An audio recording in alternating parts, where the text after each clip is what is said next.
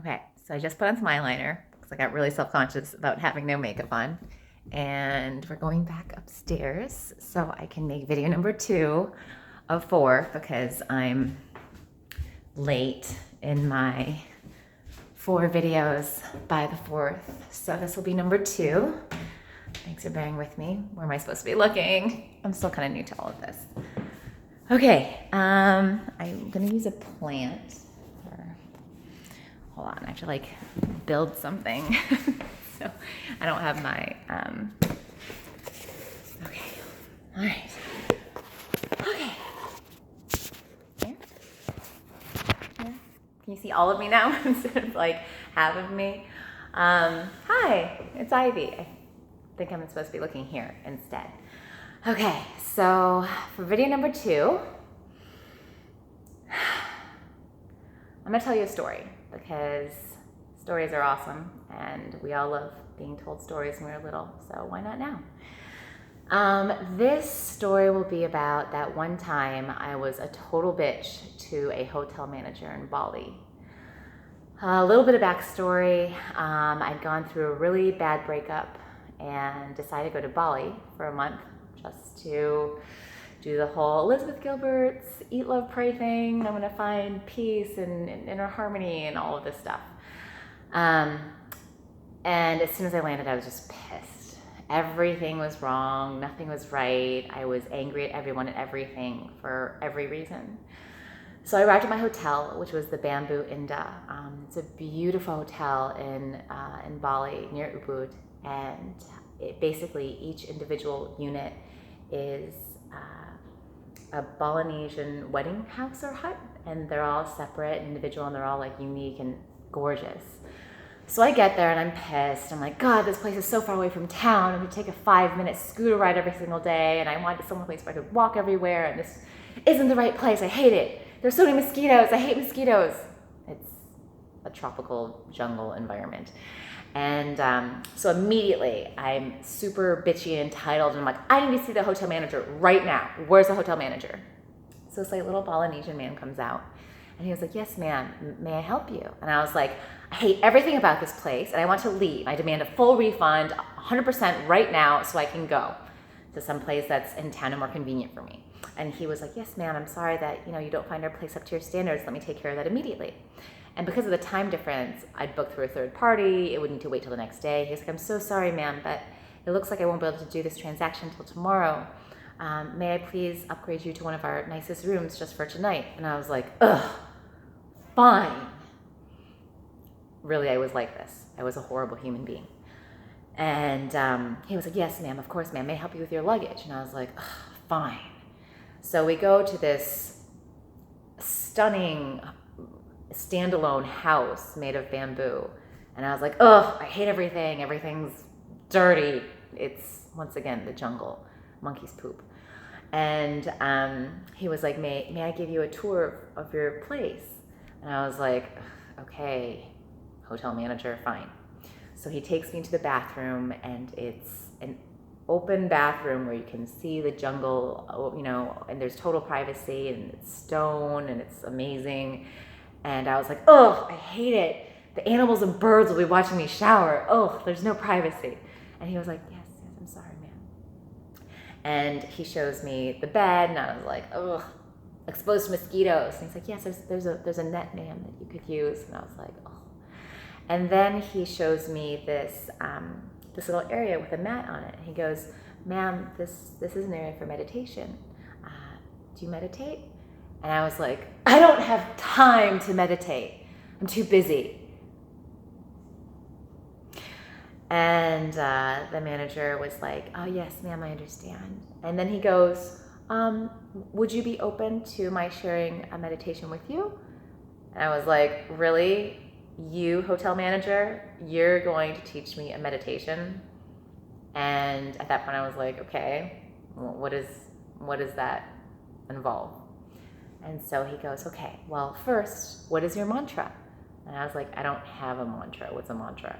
And he goes, well, you can borrow mine for this meditation. He goes, my mantra is Bhavanam Kevalam.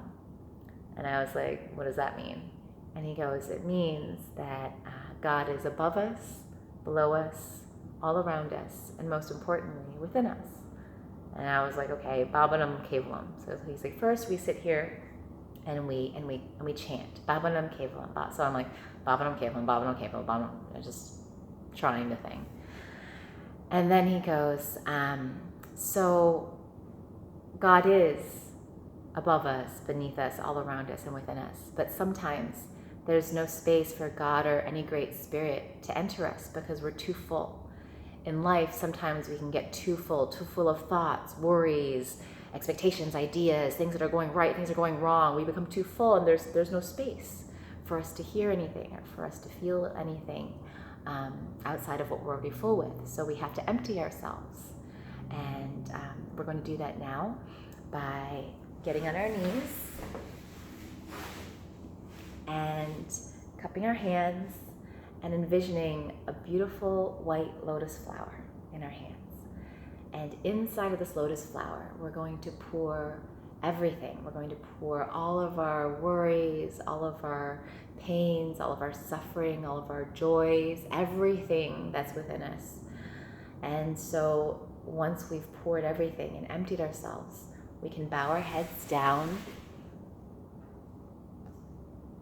and offer this lotus flower and everything that it's full of to God, the Great Spirit, the universe, to release it from us so that we can be empty and open to hearing what we need to hear.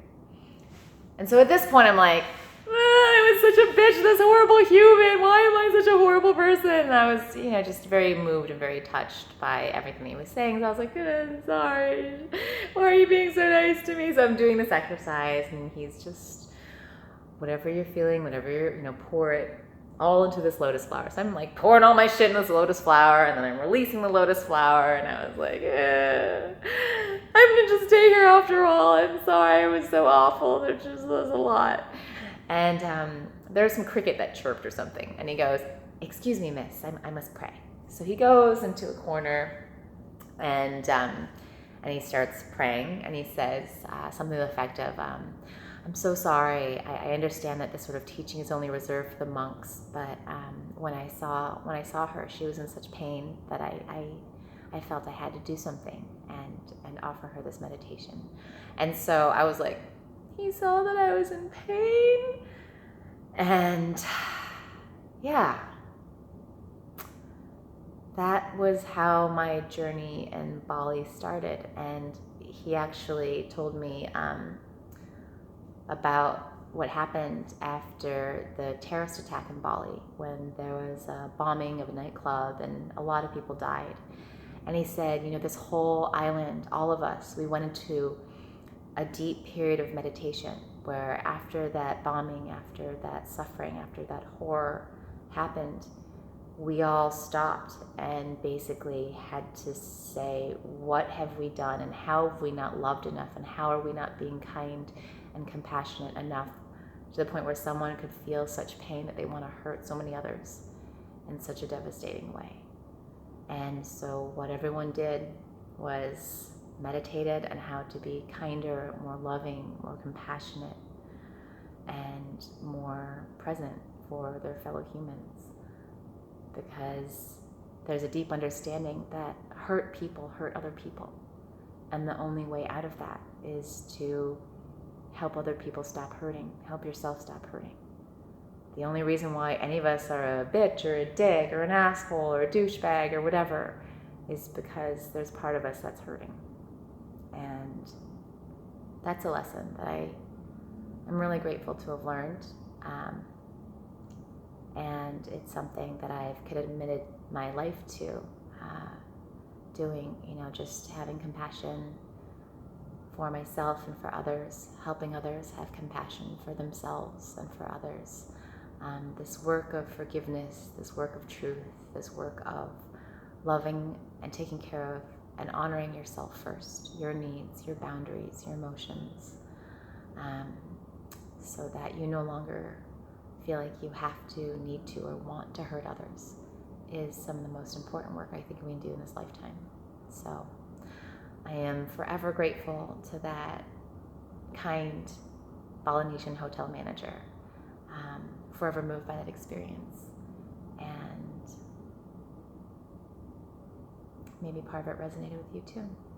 So that's the story of the time I was a total bitch to a hotel manager in Bali, and now you know.